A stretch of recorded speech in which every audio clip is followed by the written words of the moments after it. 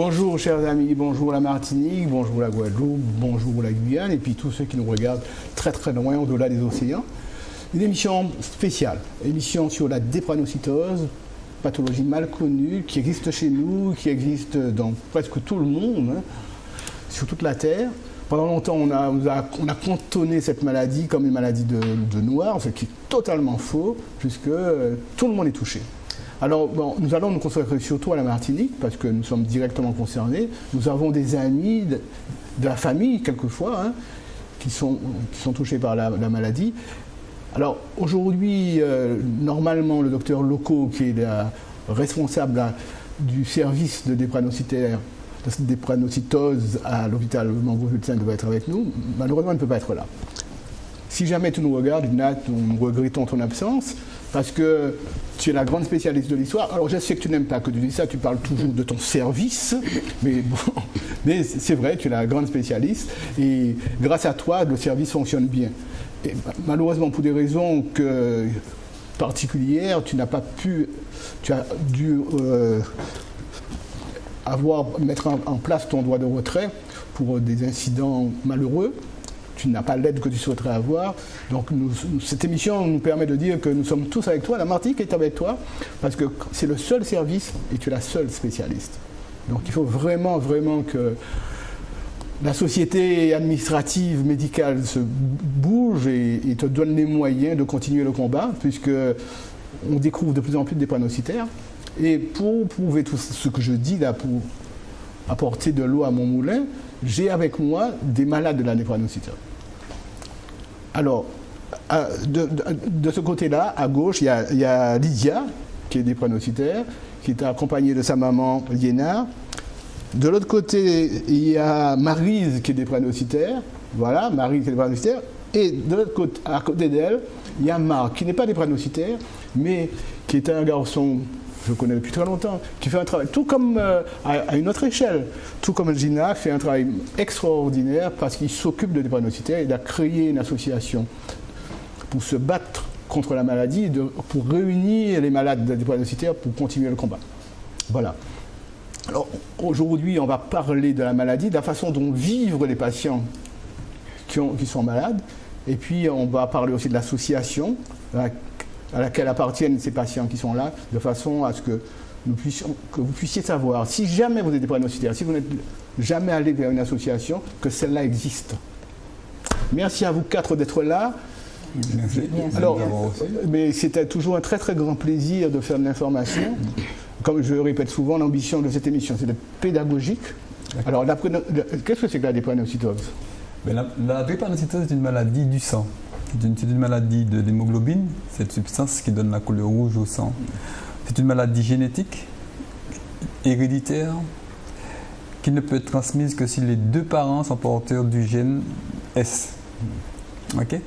Donc c'est la maladie génétique la plus répandue dans le monde. C'est la première maladie génétique au monde. C'est peut-être aussi la plus mal connue de toutes les maladies génétiques. C'est ça le drame. Et pourquoi elle est mal connue ? Elle est mal connue, bon, pour plein de raisons. Hein. D'abord parce qu'au départ, on a peut-être estimé que c'était une maladie de black. Donc, on peut dire noir. Hein, non, mais on connaît le... Mais le terme noir, on va pas avoir peur de le dire. Donc, on s'en occupe moins du fait que c'est les noirs. Bon.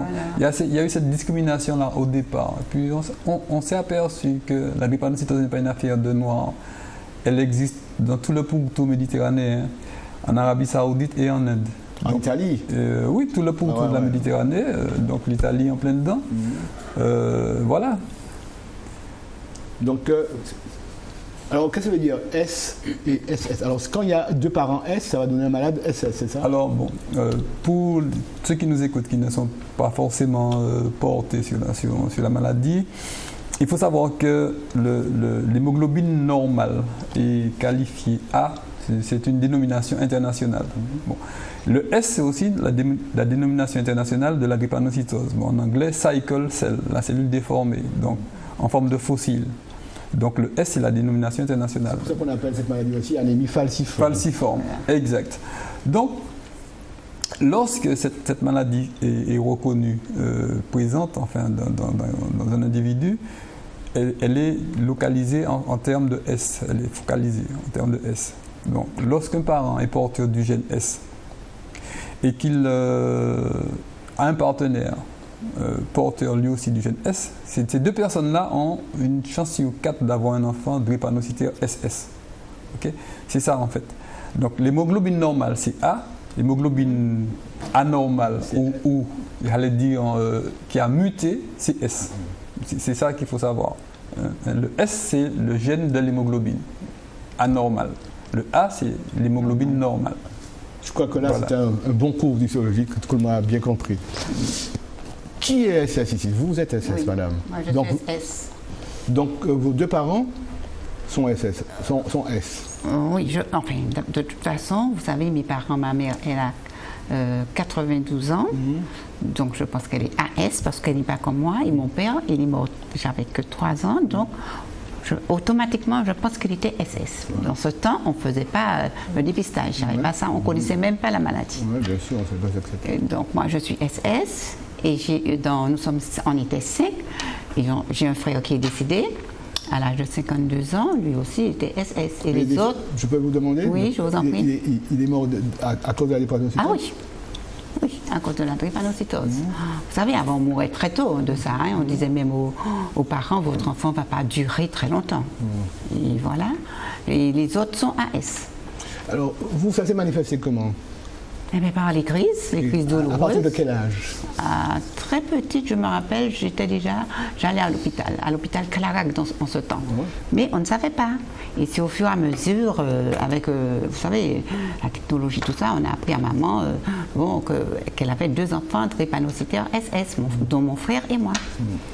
Et puis voilà, j'ai fait beaucoup de fois je suis allée à l'hôpital. C'était la maternité de Redoute. Ensuite, après, au Lamentin, à l'hôpital du Lamentin, quand je faisais des crises. Mais à la maternité de Redoute, ce n'était pas encore vraiment des crises, comme maintenant des crises douloureuses. Maintenant, je sais quand j'ai une douleur, je sais que c'est une douleur drépanocytaire et une douleur normale. Je sais reconnaître, faire la différence entre les deux douleurs. Tout de suite, je sais, bon, ça c'est une douleur drépanocytaire. Et puis, bon, la drépanocytaire, vous savez que ça attaque tous les organes. Oui. Les yeux. J'ai été opérée de la rétine à cause de la drépanocytose, après de la cataracte. Ensuite, j'ai été opérée aussi du cœur. En 2011. J'ai été opérée du cœur. Ça s'est bien passé. Enfin, il y a eu des petits problèmes, mais bon, dans l'ensemble. Vous êtes là? Oui, ça s'est très bien passé. Je remercie le Seigneur tous les jours. Et puis, bon, il y a des petites crises. Et puis, depuis mars 2014, docteur Loco, avec le docteur Inamo, qui me suit, mon médecin traitant, c'est 3, m'ont conseillé de faire l'échange transfusionnel, ce que je fais chaque mois. Donc, chaque mois, c'est un lourd traitement de faire. Vous savez, c'est quoi l'échange transfusionnel? Oui, mais expliquez aux téléspectateurs. Donc, l'échange transfusionnel, je rentre à Mangovulsin.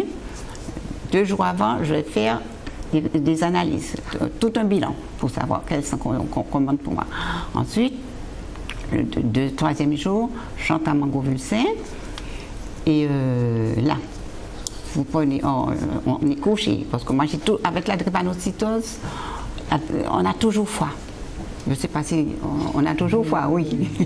Donc, il faut avoir des chaussettes, il faut avoir des manches jusque-là. Et mon pantalon, on me recouvre avec 3 draps, 3, dont une laine. Parce que sinon, le sang ne passe pas. Il ne faut pas être stressé. Il ne faut pas être fatigué. Sinon, rien. On a beau me piquer, rien à faire. Ni ne passe, ni ne sort. Alors, le traitement que je subis chaque mois, dans un bras, on me pique. On me donne le sang. Non, on enlève d'abord. Et de l'autre côté, le sang, la même quantité. Si c'est 3 poches ou 4 poches qu'on me donne, on enlève 4 poches. Et après, donc, c'est pour enlever le maximum de S. À ce moment-là, je me retrouve avec un plus fort taux de A. Mais ça me soulage énormément. Je ne suis pas fatiguée, je suis moins fatiguée quand je sors de là. Mais après, il faut faire ça tous les 4 mois. C'est ce qui est un petit peu embêtant, mais bon. Alors, est-ce qu'entre 2 transfusions, comment ça se passe? Est-ce que les douleurs reviennent? Est-ce que c'est plus supportable? Non, c'est-à-dire que ça fait quelque temps que je n'ai vraiment pas de douleur, de crise. Parce que je prends toujours mes traitements régulièrement. Je suis très à cheval sur mon traitement. Je ne rate aucun jour. J'ai toute une série de médicaments que je prends. En plus, je suis hyper tendue. Je ne rate rien. Donc mes crises, avant, ça fait peut-être 2, 3, 4 ans, j'avais des crises souvent.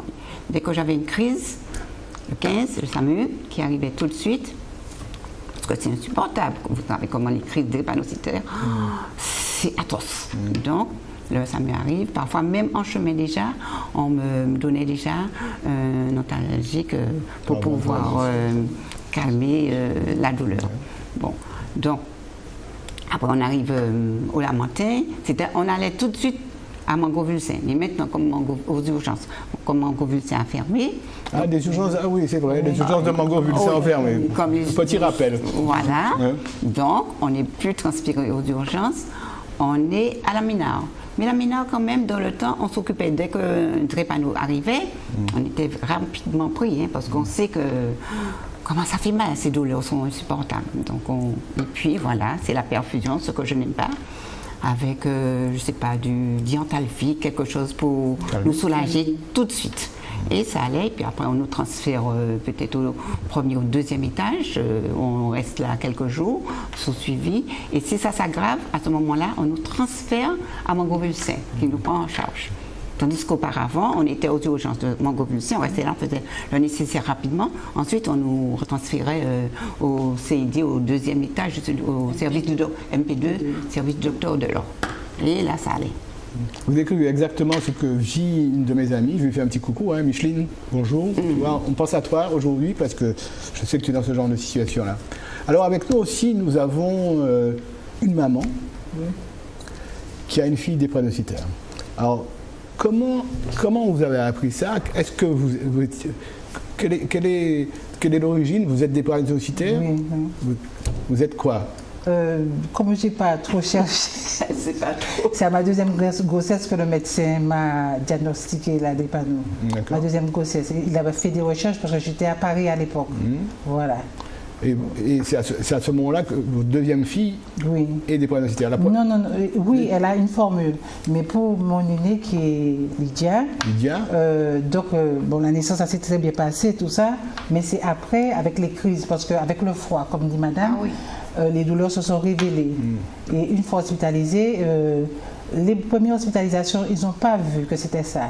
Mais c'est en grandissant, lorsque nous sommes montés en banlieue, donc il y a une plus forte population de Noirs, et le médecin qui était là, il savait... Connaissait mieux la maladie. Voilà, oui. Et Lydia, comment les premières douleurs sont apparues à quel âge? Je ne sais pas vraiment. Vous vous souvenez à quel moment? Oui, et dans les environs de... Elle essayait déjà de marcher, peut-être dans les... Ah oui, toute petite alors? Oui, dans les 10 mois comme ça. Ah ouais. Et pour vous dire, le médecin, le premier médecin qui l'avait vu, qui ne savait pas encore c'était cette maladie-là, il m'avait conseillé de envoyer ma fille à ma mère aux Antilles. Oui. Il m'avait dit, madame, envoyez-la au soleil. Voilà, il faut toujours avoir du soleil. C'était un bon réflexe. Non, mais c'est là pour à quel point la méconnaissance de cette maladie est importante. Et de nos jours, il y a encore malheureusement des médecins qui ne savent pas vraiment ce que c'est. Bon, ils en ont entendu parler, puisque dans leur cursus de formation, on a c'est effleuré. À peine, tu vois. Et c'est là le drame. C'est là le drame. Où en est la recherche?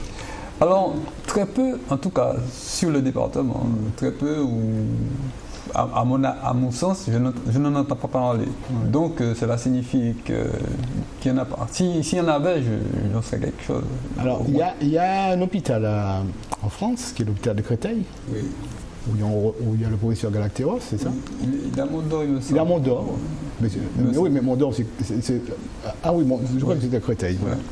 Et donc, il y a un travail qui est fait à ce niveau-là. Oui, forcément. Bon. Et c'est ça notre souci. Dans les autres centres de drépanocytose, les recherches se font, elles sont plus poussées. Elles sont poussées dans le sens où on recherche vraiment. On regarde ce qui se passe à Saint-Louis, notamment, où ces malades profondément atteints de la drépanocytose ont donné leur accord pour les recherches sur la thérapie génique, tu vois. Donc, les recherches sont faites. Bon, mais elles coûtent cher. Et puis, ça demande du temps. C'est pas, tu sais, quand on agit sur les gènes et tout, c'est pas un petit coup de baguette magique. Il faut du temps et de l'argent. C'est clair. Lydia, comment ça se passe pour vous? Alors, comment vous gérez ces crises? Au niveau de l'école, qu'est-ce que ça vous a posé comme problème? Alors, au niveau de l'école, bon, j'allais à l'hôpital de temps en temps, mais j'ai quand même pu suivre un cursus normal. Je suis arrivée jusqu'au BTS. Après, j'ai travaillé. Et lorsque j'ai commencé à travailler, le CID m'a proposé de faire des saignées. Et le docteur, je ne sais plus si c'était Louko, quelqu'un d'autre, m'avait expliqué que ça allait énormément me fatiguer. Alors la saignée, c'est on m'enlève du sang, d'accord, et on ne le remplace pas comme Maryse. On enlève juste du sang parce que je souffre d'hyperviscosité. Et donc ça me fatiguait énormément. Je crois que j'ai fait ça pendant 1 an. Ça me déprimait aussi parce que j'étais tout le temps fatiguée et j'ai arrêté. Ouais. Parce que la saignée, c'est on prend du sang sans le remplacer. Voilà. Or, comme vous êtes déjà anémié, vous perdez du sang, vous avez une chute du fer, hein, donc c'est un peu normal. Hein. Exactement. Donc j'ai arrêté, les crises ont augmenté, parce que lors des saignées quand même, je faisais moins de crises où la crise durait nettement moins longtemps. Il y avait quand même des avantages, il n'y a pas de souci. Même mes migraines, parce que je suis une migraineuse, duraient moins longtemps et passaient plus vite. Et quand j'ai arrêté, ça a recommencé, mais là j'essaye quand même de gérer les crises à la maison. Donc je vais à la MINA, je demande qu'on me calme la douleur et je continue à la maison le traitement avec des médicaments. Donc, et voilà. Au niveau de votre travail, c'est un handicap? Parfois oui, parce que des fois je suis super fatiguée, j'aurais aimé me reposer. Mais sinon à part ça, mes collègues, mon patron, ils sont très compréhensifs, donc ça va. Mais c'est vrai qu'il y a des moments où je suis très très très fatiguée. Et à cause de l'hyperviscosité, j'ai perdu aussi en audition l'oreille droite. Je porte un appareil que là j'ai oublié. Et vous nous entendez là, ça va bien? Ah oui, ça va. Ce que disait Lydia est important. Dans l'information au niveau des entreprises, il faudrait qu'enfin nous puissions mettre en place une information en direction des chefs d'entreprise. Bon, j'ai pris des contacts là-dessus. Bon, les choses se mettent en place lentement. Bon, mais on va y parvenir. Il faudrait qu'à un moment, les chefs d'entreprise accordent 2 secondes de leur temps. Je sais qu'ils sont très pris, ils ont et tout, mais il faut que ça se fasse. Qu'ils accordent 2 petites minutes, même plus, à l'écoute de cette maladie, pour qu'ils sachent ce que c'est. Et que quand ils ont un malade drépanocytaire, pour qu'ils sachent que ce n'est pas un fumiste, ce n'est pas un plaisantin. Il peut être là avec vous à travailler tranquille, et puis 2 secondes plus tard, il a une crise. Alors on ne comprend pas ce qui se passe. On dit, mais attends, c'est un plaisantin ce gars-là. Bon, et le taux d'absentéisme et tout. Donc il faut que le chef d'entreprise sache ce que c'est que la drépanocytose, comment ça se manifeste. Et à ce moment-là, une fois qu'il est informé, il devient un patron un peu plus indulgent. Forcément, parce qu'il va comprendre ce qui se passe. Okay? Et à ce moment-là, et même postérieurement, il pourra décider ou pas d'employer quelqu'un de dépendant. Il va prendre la décision, il va adapter le poste de travail, les conditions, etc. Mais pour cela, il faut qu'une information soit faite. Mais on est en train d'y travailler, ça va se faire. J'ai bon espoir que ça se mette en place.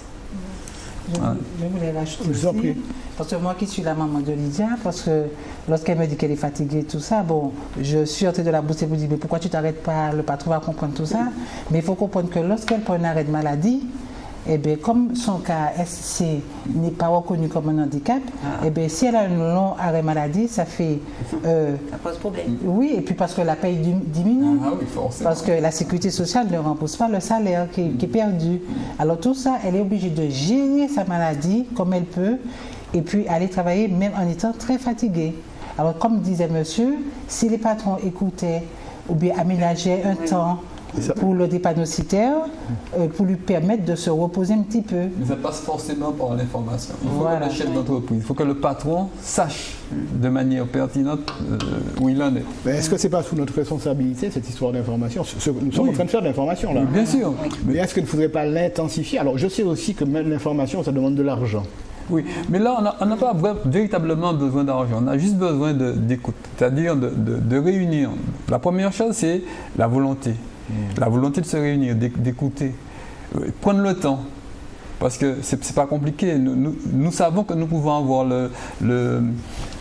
j'allais dire le soutien d'instances intéressantes comme ne serait-ce que l'ARACT, même la MDPH. Je pense que ces personnes-là pourraient mettre à notre disposition un espace où nous pourrions réunir les chefs d'entreprise. Le problème, c'est de trouver le temps, le jour qui convienne à peu près tout le monde. Ça, c'est le plus difficile. Et une fois cette chose-là mise en place, pas besoin d'argent, c'est une question de volonté. Ouais, non, mais je voudrais juste dire aussi, le malade aussi peut discuter avec son responsable. Oui, parce que moi, en ce qui me concerne, lorsque le docteur m'a dit qu'on allait mettre en place la saignée et m'a expliqué que j'allais être fatiguée, etc., je suis allée voir mon responsable et je lui ai dit, écoutez, à partir de maintenant, j'aurai un programme de saignée. Je lui ai expliqué et il a compris. Ouais. Il a compris. Oui. Donc, là aussi, ça passe aussi par l'information des DRH et tout. Mais ça, c'est une question de relation à l'intérieur de l'entreprise. Ouais.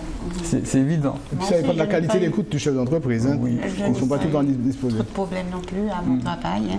Alors justement, parlez-nous de vous, de votre travail, comment ça se passe? Donc, j'ai été souvent en congé de longue maladie. Parce que je suis dans l'administration, chaque fois que j'avais des crises, il fallait que je me repose, des congés de longue maladie. Et ensuite, pour terminer ma carrière, j'ai eu des postes allégés. J'ai été au courrier, après j'ai été à l'accueil. J'ai terminé à l'accueil, où le poste était quand même pas trop lourd.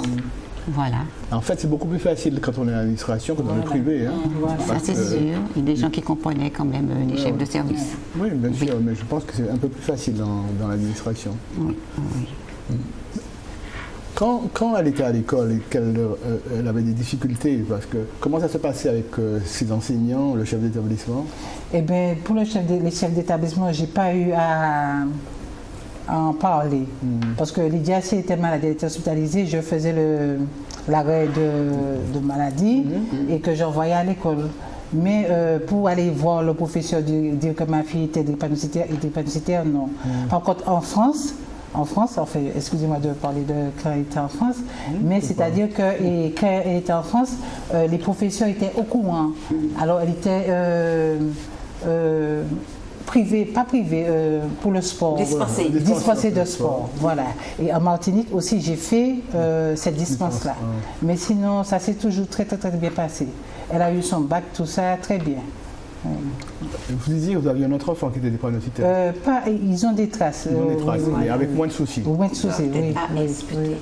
Certainement porteurs. Mais pour revenir à ce que disait Madame tout à l'heure, concernant la connaissance de l'état de l'enfant, de son statut en hémoglobine, lorsqu'un parent a un enfant drépanocytaire, il est indispensable que ce parent mette en place un projet d'accueil individualisé. Bon, ça ne peut se mettre en place qu'à sa demande. Et à ce moment-là, au niveau de la communauté éducative, tout le monde est au courant, tout le monde sait que l'enfant est drépanocytaire, qu'il faut lui apporter une certaine souplesse dans l'organisation de sa vie, de sa vie scolaire. Ça passe par déjà l'autorisation de boire, sa bouteille d'eau sur la table, l'autorisation d'aller aux toilettes, parce que c'est ça. Et puis aussi peut-être un aménagement dans les cartables, parce qu'ils deviennent de plus en plus lourds, des choses comme ça. Mais en fait, il faut que la communauté éducative soit au courant. Et ça, c'est faisable à condition que le parent instaure le projet d'accueil individuel. Ça ne peut se faire qu'à la demande du parent. Il est bien évident que c'est de l'intérêt de l'enfant qu'il bénéficie d'un projet d'accueil individualisé. Concernant le sport, il ne faut pas que l'enfant soit dispensé de sport. Il ne faut pas. Il faut éviter qu'un enfant ne fasse pas de sport. Un drépanocytaire, c'est une personne comme toutes les autres. Juste qu'il faut le ménager. Dans le cadre d'un projet d'accueil individualisé, le professeur de sport sait que l'enfant est drépanocytaire, qu'il ne peut pas faire des efforts intenses et des choses comme ça, qu'il ne peut pas rester à la piscine comme tous les autres. Il y a des aménagements à faire, mais ça passe par l'information. L'enfant va faire du sport, mais à son rythme. Mais en aucun cas le dispenser de sport. C'est une attitude qui n'est pas Non, mais Pardon? je tiens à dire quand même concernant le sport, en France, je n'avais pas de problème. Oui. Mais c'est vrai que j'étais dispensée. Mais j'avais le droit de faire du sport et mon professeur comprenait.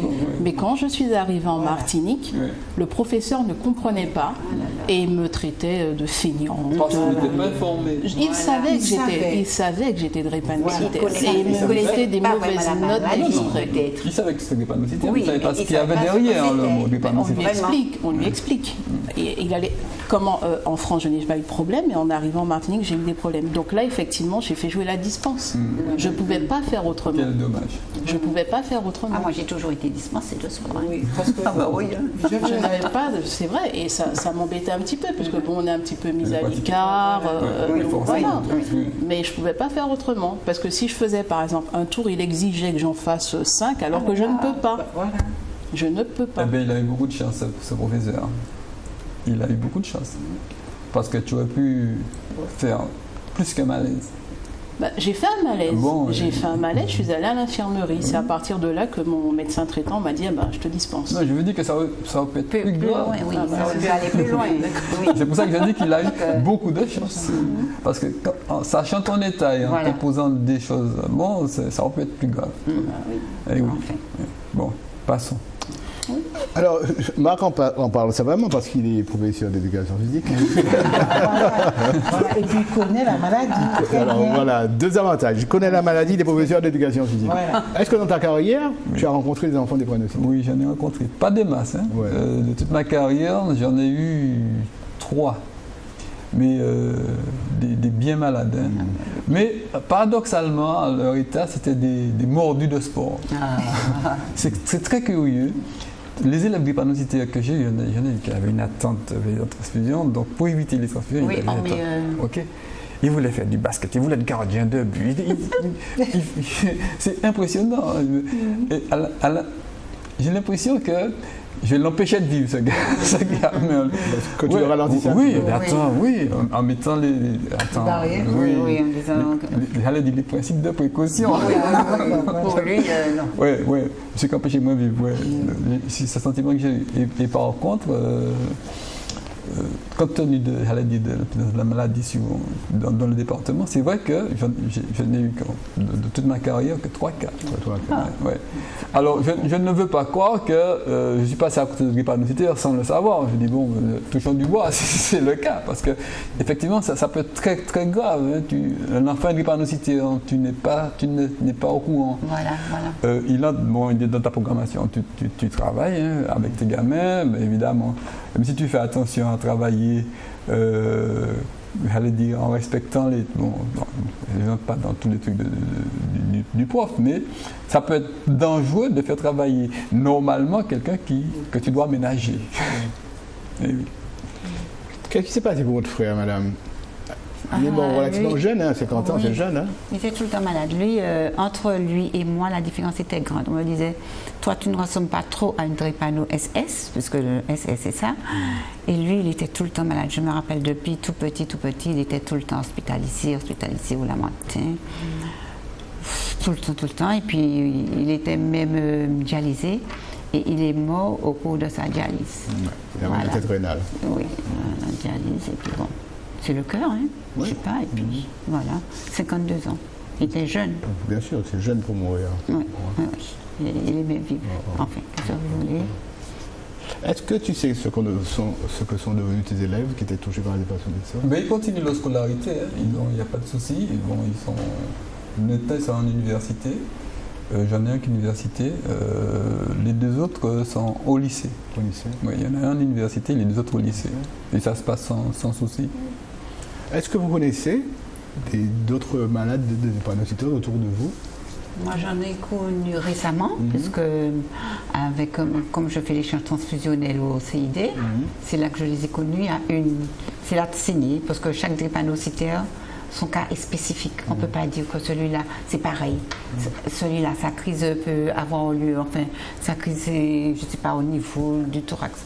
Notre, moi, c'est toujours au lombaire. Chaque personne est différente. C'est vrai, c'est pas pareil. Celui-là, c'est la tête. Chaque personne. J'en ai connu pas beaucoup. Et avec l'association, on commence à se connaître, à échanger. Il y a une du Morne Rouge c'est au mouvement neurogène. Puis je ne me rappelle plus où elle m'a dit qu'elle habitait, je suis dans le Nord. On l'a prise tout de suite parce que c'est la saignée qu'on lui fait après le mouvement de grève du docteur Loco. Oui, elle m'a dit, bon, on échangeait. Elle m'a dit qu'on l'appelait mardi pour faire sa saignée. Parce qu'elle avait des maux de tête épouvantables, encore des bourdonnements d'oreilles. Et des vertiges, voilà. Donc on lui a fait la saignée, elle m'a dit, mon Dieu, ça va bien mieux après la saignée. Donc il y a une partie c'est saignée, une autre partie c'est bilan, une autre partie, comme moi, c'est échange transfusionnel. Donc le docteur Loco dit que c'est trop lourd pour elle, 780, qu'elle ne peut pas gérer ça. 780 malades qui vont à l'hôpital. Voilà. Et puis il y en a qui ne vont pas du tout. Qui ne connaissent même pas, qui n'y vont pas. Peut-être qu'ils viendront par la suite, après toutes ces informations. Comment un médecin peut gérer 780 malades? Elle le faisait de temps en temps, docteur Ifrim, qui était là avec elle, mais le plus souvent c'est docteur Loco que j'ai vu, toujours toute seule, et avec son personnel. C'est toujours à pied d'œuvre. Son personnel qui est déjà venu ici, parce que c'est pas la première émission qu'on fait sur la drépanocytose, qui est un personnel super compétent, comme elle a su le former, et je sais que c'est un travail énorme. Mais autant de malades, c'est... Alors, elle avait un médecin qui travaillait avec elle. Oui. Ce médecin travaillait sans contrat. Voilà. Et à partir du moment où il a fallu avoir un contrat, on lui a dit non, qu'il n'y avait pas de contrat. Et il a fallu que le docteur Loco fasse jouer son droit de retrait pour que le contrat puisse être signé. Oui, alors, la situation du centre de la drépanocytose est plus que préoccupante. Voilà un centre de référence qui reçoit près de 800 malades et dans lequel travaillent 2 médecins de manière, j'allais dire, à temps plein. Okay? Comment voulez-vous que 2 médecins, même en travaillant à temps plein, puissent... Non, mais c'est impensable. Vous savez qu'il y a des drépanocytaires qui attendent depuis 2 ans le bilan annuel. Pour un bilan, 2 ans. Bon, ce que je dis là est vérifiable. Bon, ok. Bon, comment voulez-vous qu'un drépanocytaire... non, mais... Je ne sais pas, moi, puisse, dans sa tête, imaginer un instant, même dire qu'effectivement, je suis pris en charge convenablement, je suis dans un pays où la drépanocytose est une priorité de santé publique, et je suis pris en charge convenablement. Ce n'est pas possible. Au moment où je vous parle, le centre de la drépanocytose est dépourvu de tout. Je dis, quand on dit dépourvu de tout, on va dire qu'il exagère, ce monsieur-là. Non, je n'exagère pas. Pour que les malades soient à peu près pris en charge convenablement, il aurait fallu qu'il y ait 4 médecins dans ce centre. 4 médecins, des infirmières, des aides-soignantes. Ce n'est pas le cas. Non, pas du tout. Et pourquoi? C'est une question de sous, question d'argent, tout simplement. Bon, si nous étions soutenus par nos élus, si M. Letchimy, Mme Manet, se penchait un petit peu sur le cas de la drépanocytose, les choses avanceraient. Parce que ces personnes-là dont je viens de parler, ce sont des personnes qui sont profondément martiniquaises, qui sont profondément ancrées dans le terroir, je suis sûr que ces gens-là veulent le bien de la Martinique. Et le bien de la Martinique passe par le bien des Martiniquais, drépanocytaires, puisque nous en parlons. Bon, si nous avons le soutien de ces personnes-là, au plus haut niveau, c'est-à-dire ces messieurs là-bas, parce que c'est comme ça que ça fonctionne ici, c'est les gens de là-bas qui décident. Bon. Si nous avons le soutien de ces personnes-là qui mettent la pression, comme on dit, qui a fait force, pour que les choses bougent, pour que dans ce pays-là, nous soyons pris en charge convenablement, les choses évolueraient. C'est évident. C'est évident. Donc, je dis que c'est une affaire politique, c'est une question de volonté politique. Si on veut que ce centre de drépanocytose fonctionne convenablement, il faut lui en donner les moyens. Bon, un cas très simple. Pourquoi dans ce centre de drépanocytose, il n'y a pas une unicité de soins? C'est-à-dire une unicité de centre de soins où le drépanocytaire qui est malade est pris en charge. Il a un problème de hanche, il est pris en charge. Dans ce centre, par des spécialistes qui viendraient dans ce centre, qui seraient là pour le prendre en charge. Et ça ne se fait Ça ne se fait nulle part ailleurs à part la Martinique. Comment vous dire, c'est fait à Mondor, c'est fait à Créteil, ils sont pris en charge. Il y a une unicité de soins. En Martinique, non. Pourquoi? Alors que nous avons un centre dit de référence. Voilà, il y a un souci.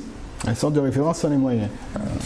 Donc, alors, vous vous rendez compte, un médecin, c'est grave, oui, c'est une décision. Mettez-vous enfin, je ne peux pas me mettre à sa place, mais un médecin qui est obligé d'exercer son droit de retrait parce qu'elle ne peut pas travailler. C'est dramatique. Le médecin arrive dans son service, les malades sont là, et elle dit aux malades, excusez-moi, je ne peux pas vous recevoir. Vous vous rendez compte de la situation? Et nous sommes repartis. Bon, alors, je suis profondément peiné de cette situation parce que c'est vraiment... Le médecin a pris une décision courageuse, mais il fallait le faire. Bon. Pourquoi il fallait le faire? Parce que juste après ce moment-là, les patients qui étaient reçus ce jour-là ont dit « Attends, il y a quelque chose qui ne va pas ». Vous étiez là, il me semble. Oui. Ces patients-là sont allés voir le directeur de l'hôpital. Il faut faire quelque chose tout de suite. Il a fallu ce déclic pour que les drépanocytaires martiniquais se réveillent, se rendent compte que s'ils ne bougent pas, eh bien, il y a mort. Donc, quelque part, c'est bénéfique. C'est une décision qui a été bénéfique. Mais j'ai pas encore eu mes soins, ceci dit. Oui, mais de toute façon, ça ne dira pas. C'est sûr que c'est un chemin. Oui, c'est un chemin. Ça va se faire. Mais il faut qu'on ait tous les moyens. Tu as dit tout à l'heure qu'il y avait une volonté politique. Est-ce que... Oui, il faudrait qu'il y ait une volonté politique. Mais est-ce que ces deux personnes que tu as citées, les deux présidents de l'Assemblée, n'ont jamais fait de démarche? En tout cas, nous avons mis en place, pris des contacts pour être reçus à la fois, nous, au niveau associatif. Alors, comment s'appelle l'association? Alors, il y en a 3 en fait. Ouais, mais là, le rendez-vous que j'ai pris à ce niveau-là, c'est au niveau de la coordination des associations. Parce que je suis également président de la coordination des associations qui luttent contre la drépanocytose. Dans cette coordination, il y a 3 associations. Il y a ASAD 97.2. Ça veut dire quoi, ça, ASAD 97.2? ASAD, c'est Association de soutien des actions autour de la drépanocytose. Okay. Il y a l'association VIVAS, qui est l'association de malades. VIVAS, c'est Vive avec les termes ASC, c'est-à-dire les termes qui caractérisent la drépanocytose. L'hémoglobine. Oui. Okay. Et puis il y a APIPD Martinique, Association pour l'information et la prévention de la drépanocytose, dont je suis le président. Ce qu'on fait là aujourd'hui. Donc, nous avons mis en place une coordination pour que nous soyons plus efficaces. Donc, c'est au nom de cette coordination que j'ai pris rendez-vous. Okay. Bon. Donc, nous allons rencontrer, j'espère, ces personnes-là. Et leur expliquant la situation, je suis persuadé que nous allons obtenir de leur aide. Ça me paraît naturel. Est-ce qu'ils ont les moyens? En tout cas, compte tenu de leur force politique, ils vont influer. Je ne doute pas un instant que nos parlementaires ne puissent pas intervenir. On veut porter le message. Ne serait-ce que porter le message. Mais je ne veux pas que ça s'arrête au niveau parole. Il faut que ça soit concret. Absolument, il faut qu'il y ait des actions, des actes derrière ça. Et je suis persuadé qu'il y en aura. Alors, quand est-ce qu'il va reprendre le service? Docteur Locaux? Je n'en sais rien. Pour l'instant, mais il y a des jeunes médecins. Le docteur Locaux est en arrêt. Il est en arrêt, bon, je ne sais pas jusqu'à quand. Il y a un médecin, le médecin qui a été nommé devrait l'être pour l'année. Bon, pour l'année. Devrait être pour l'année. C'est un CDD, quoi. Elle a été nommée. C'est un CDD. Elle a été nommée pour l'année. 6 mois. Alors, il semblerait que l'ARS ait donné son accord pour une année et que le DG du CHUM a décidé que ce serait pour 6 mois. Mais comment ça se justifie, ça? Je ne sais pas comment ça fonctionne. Si c'est une histoire de politique, j'allais dire financière, de gestion, parce que la santé est en crise, il faut gérer. Je ne sais pas comment ça se passe. La seule chose dont je suis sûr, c'est que l'ARS a donné un budget pour une année, le DG du CHUM a décidé que ce serait 6 mois renouvelables. D'accord. Donc on va veiller à ce que ça soit. Mais comment il justifie ces histoires de 6 mois? Il faudrait lui poser la question à ce monsieur, moi, que je ne connais pas. Donc il faudrait lui poser la question. Alors l'association des malades, qu'est-ce que vous faites? Vous n'avez pas lui demander pourquoi 6 mois? C'est-à-dire qu'au bout de 6 mois, il faut attendre encore qu'un autre médecin revienne, c'est ça? Non, il faudrait renouveler le contrat. Mais comment on peut faire dans un centre comme celui-là un CDD? C'est ça que je comprends pas. Ce sont des questions. C'est un CDI qu'on aurait dû donner. Bien sûr. Un CDI. Alors, on gère la pénurie. On gère la pénurie. Mais entre-temps, il y a des gens qui sont en souffrance. Qui sont en danger de mort, tout simplement. En danger de mort. Oui, tout simplement. Imaginez qu'un patient, là c'est... J'imagine, un patient arrive au CID, le centre intégré de la drépanocytose, on dit CID parce que tous les drépanocytaires connaissent le centre sous le mot du CID. C'est pour ça qu'on parle de CID. En fait, c'est le centre de la drépanocytose qui a été baptisé Michel Yoyo. Oui. On avait même parlé dans quelles conditions il avait été créé. Bon, d'accord, oui. On l'appelle Centre Yoyo parce que ce centre-là existe, c'est monsieur Yoyo. Grâce à lui. Ah oui, forcément. Un grand monsieur qu'il ne faut pas oublier. Parce qu'il était très très ému quand il a su qu'on allait appeler le centre de son nom. Ah oui, mais ça m'étonne pas. Il était au Lamontré.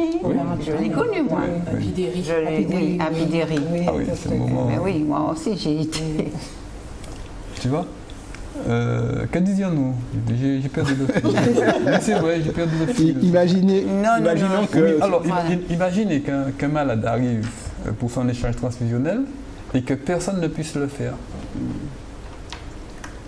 Oui. Imaginez cette situation. Le malade arrive au centre intégré de la drépanocytose dans un cadre d'échange transfusionnel, donc il faut qu'on lui remplace son sang.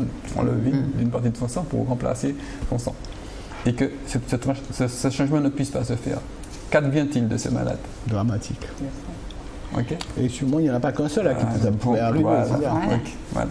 Parce que chaque jour de la semaine, du lundi au vendredi, il y a des échanges que les infirmières me disaient. Me disent oui, chaque jour. Mais c'est pas possible.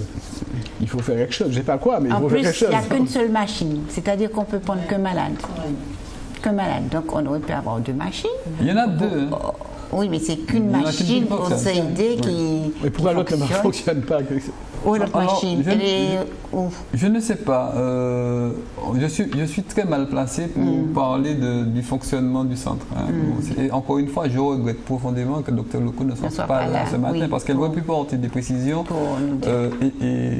et des informations à toute la population et à tous ceux qui nous écoutent. Même les plus hautes instances pourraient.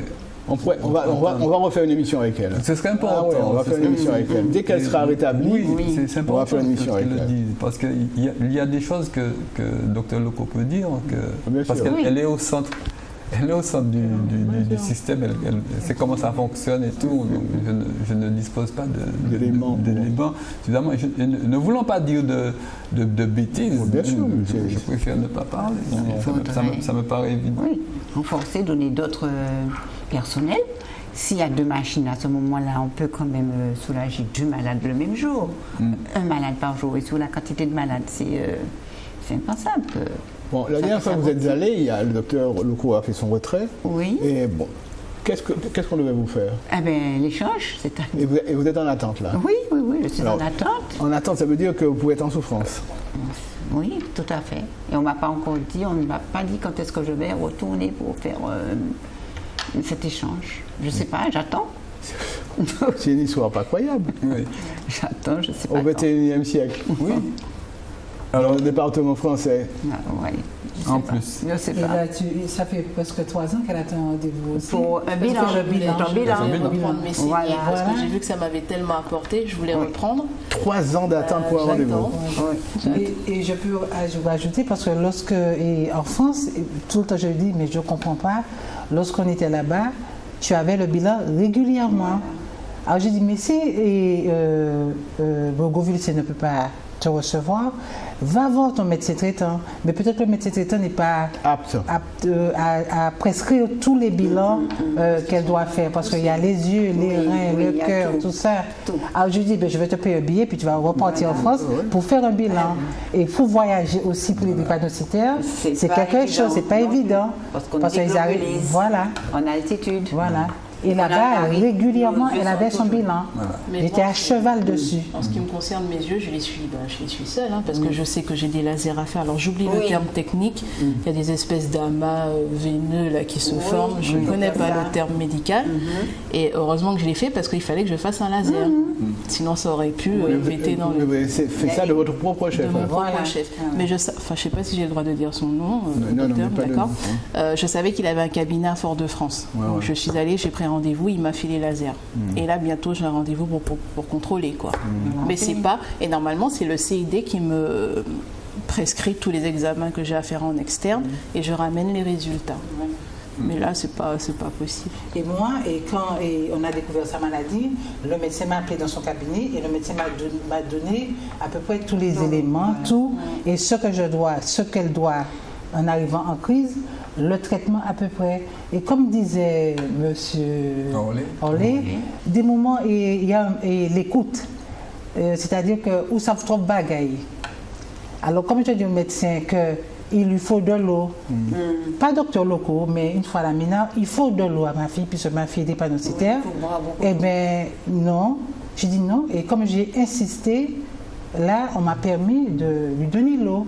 Parce qu'il lui faut de l'eau, il faut boire. Il faut boire au moins alors, 1,5 litre d'eau par jour, au moins. Voilà, elle était aux urgences et je suis allée pour lui porter de l'eau, non, mais j'ai tenu tête. Oui, mais ça, parce que comme je suis informée, voilà, le médecin m'avait donné l'information. Voilà. Qui ne savent pas que l'eau est la première thérapie pour le drépanocytaire. Dans son cas, elle a le sang, comme on dit chez nous, le sang épais. Il faut le fluidifier en permanence. Et l'eau, c'est la première thérapie pour le drépanocytaire. C'est bien que les parents s'intéressent aussi à la maladie, comment traiter, comment faire, comment prendre soin de son enfant. C'est pas tout dire emmener l'enfant vivement à l'hôpital, mais il faut déjà savoir comment faire. C'est pour ça que c'est important que vous soyez là aujourd'hui, parce que les malades, ils peuvent parler de leur maladie, de leur ressenti, mais il y a aussi la souffrance des parents. Parce qu'il faut... c'est une grande souffrance. Autour de vous, c'est pas... Et puis être tous les jours à l'hôpital, docteur. Tous les jours. Je me permettais même de regarder les perfusions. Tout. Moi, je sais ce que ma mère a souffert avec mon frère et seule, parce qu'elle a été veuve très tôt, puisqu'elle a perdu son mari très tôt. Donc elle était jeune, avec 5 enfants, c'était pas de la tarte. Nous, deux malades comme ça... Mon frère, tout le temps, je me rappelle, c'était tout le temps hôpital, c'était à l'hôpital du Lamentin. Moi, je travaille de nuit et la journée, je vais voir ma fille à l'hôpital et je m'en occupe tout ça. Bon, les infirmiers, les aides-soignants sont là, mais moi, j'avais un regard. Surtout quand j'ai été opérée de la vésicule. Mon Dieu, alors là, n'en parlons pas. Ah bon, parce que vous avez été aussi opérée de la vésicule. Oui, on me l'a enlevé. Parce que tous les drépanos, on leur enlève la vésicule. Voilà, mais ça a été fait à la Minard. Et comme la Minard n'est pas au courant de certaines choses pour les drépanocytaires, et bien ce qui fait, comme on nous a expliqué, ce serait au Lamentin. Ils auraient su que le drépanocytaire fait un choc, je crois, après l'opération, l'histoire du poumon là. La télesthèse. Oui, mais ils ne savaient pas la Minard. Ils ont failli passer à... Mon Dieu, ne parlons pas de ça. Vous voyez, quand je disais tout à l'heure qu'il était vital qu'au sein de la drépanocytose, il y ait une unicité de service pour que le drépanocytaire soit pris en charge convenablement, voilà un exemple. Oui, parce qu'avant l'opération, quand même, j'ai appelé un docteur du CID, parce que la Ménard ne connaissait pas trop bien, pour avoir, et ils avaient dit que pendant l'opération, il faut me réchauffer, mettre des couvertures chauffantes, etc. Donc j'ai répété tout ça au docteur qui allait opérer, et voilà quoi. Et après l'opération, comme aussi... mon hémoglobine chutait, j'ai aussi appelé le CID pour voir ce qu'il conseillait, etc. Si je ne pouvais pas aller à MP2, et c'était pas possible. Je suis restée à la Ménard. Alors grâce à vous, je crois que l'information est passée. Vous avez vu, ça fait 50 minutes que nous sommes ensemble à parler. Vous avez donné beaucoup vos de avis, choses à vous avez raconté plein de choses intéressantes. Nous espérons simplement que le docteur Loco va se remettre rapidement et qu'elle viendra avec vous ici pour qu'on parle encore là de drépanocytose, mais surtout comment fonctionne son service et puis quelles sont les carences à combler. Ah ben oui, il y en a. Merci à vous. Si je peux me permettre, donc, pour ceux qui nous écoutent et qui veulent se rapprocher de l'association de patients, bon, un numéro de téléphone, c'est un portable. Ouais, oui, 22 44 88. Tu peux répéter? 22 44 88. Merci à tous. Et puis je salue le docteur Loco et une amie drépanocytaire SS que je connais très bien, Zaza. Je ne sais pas si on va regarder l'émission. Merci. Oui, oui. Merci de nous Et avoir bon reçus. rétablissement, docteur. Loco. Qu'elle vienne très vite. Oui. Vous serez toujours les bienvenus. Voilà. Merci à vous d'avoir été là. On vous remercie aussi. De nous À avoir bientôt. reçus. Bye bye. À bientôt.